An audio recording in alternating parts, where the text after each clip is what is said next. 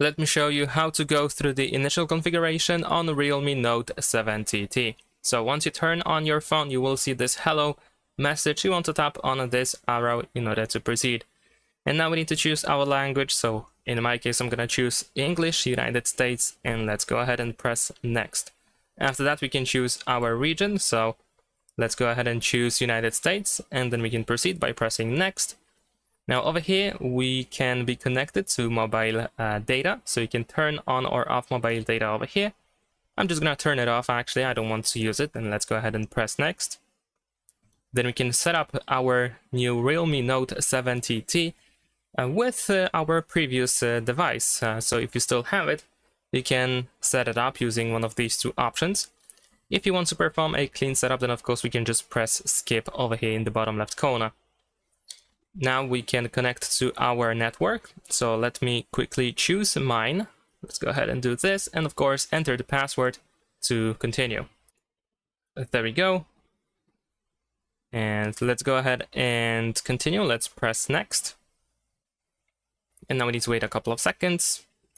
And then we have the option to copy apps and data. Once again, this time we can use our Google account. So for example, if you have a backup on your Google Drive, then you can proceed and press next.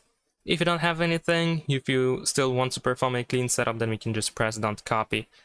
And if you do proceed and press next, then most likely you will have the sign-in page for your Google account. So you will have the option to log into your Google account.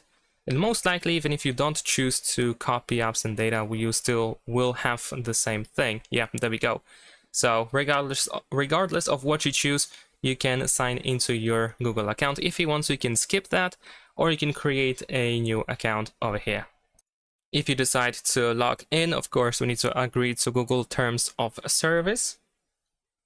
And then we have Google services such as location, scanning, and so on and so forth. So you can decide what you want to use. I'm going to actually disable location and the option that allows the smartphone to send usage and diagnostic data. Let's scroll all the way down and press accept. Now we can choose to back up our device, so we can tick on these boxes or untick them in order to decide what we want to back up. If you don't want to back up anything, then you can just press don't back up over here in the bottom left corner. Now we can unlock we can set up the unlock method, so the screen lock password. So you can choose one of these two biometrics, or just straight up set up a password if you want to. And they are fairly easy to set up. You will be able to find instructions as you go through these options. But of course, if you don't want to do that right now, you can do this later in the settings, and you can skip it for now. So I'm gonna press skip over here in the top right corner in order to not waste time. And there we go, set a lock screen password to secure your device, but we can choose later. Now we can continue setup with some Google features. So I'm gonna actually press continue to show you what we can find over there. So we should see, for example, the Hey Google voice command, which we can actually skip. I don't want to set it up right now. And then over here we have access your assistant without unlocking your device, so you can use the Google Assistant even if the screen is locked. I'm just gonna skip that actually. Then we have Google Pay, so you can set up your card if you want to. Once again, we can skip that. Later on, you can use, for example, Google Wallet in order to add your credit or debit card. And there we go. We have some additional things that we can do, such as the change of wallpaper. We can add another account and so on. I'm just gonna press no thanks, as I don't want to do anything right now in terms of these three available options.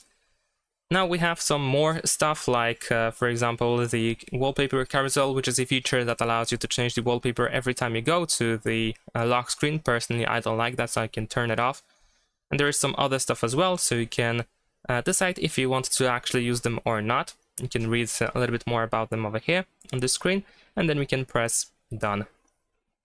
So let's go ahead and press done, and let's see what we get next. So now let's press get started, and it seems that this should be everything, although I'm not sure if that's really the case. And it actually seems to be everything. So here is our home screen, here's our app drawer, and that's pretty much it. Thanks for watching, leave a like and subscribe.